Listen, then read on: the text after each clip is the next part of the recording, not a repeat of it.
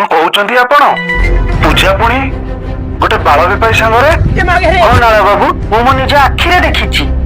आ से टोका मो पूजा को धरी बजार हाट रे बाल बेपार करूछि ना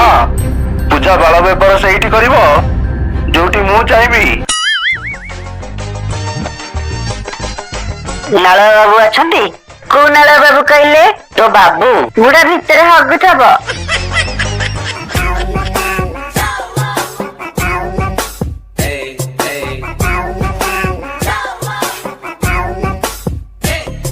सर आपण मते डकैथिले तमो ना पांडिया बाप माँ बापा सासु सांगरे पळीची बो ससुर सांगरे जमीबाड़ी घर द्वार निजर बोली किछि नै सर कौन करुच केमिति चलुच गोटे बाल दुकान खोलिछि निजर आ ता ना देछि पांडिया बाल दुकान केते कमाई दउच 350 टंका आ मो गोटा गोटा बालर दाम केते जानिच वर्ष सारा खटिले भी मो ब्रांड रो खंडे बाल किन परिबनी तमे आउ तमे कोटिपति नालुआ बेहरा झियो को बाहा पई चेष्टा करछ ए घर रो सामान्य चाकर हबार योग्यता भी तमरो नाही अथच तमे ए घर रो जुई हबार स्वप्न देखुछ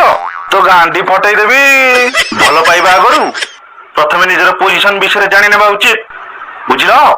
बाल बिकी बिकी सिना करछ गोरा मुहा हेले तमे मो झियो रो बाल को भी सरी नुहा सॉरी सर मते जोई न कर हेले मते बाल तम देखाओनी मु भी गोटे बाल दुकान मालिक मु एठी तमर बाल ओजन करिया को आसीनी मानछि तमे ओजन करिया को आसीना कि तमे ओजन भी करि परिबनी कहा तांकर नकली बाल हां अंकल एकदम ठीक कथा कहला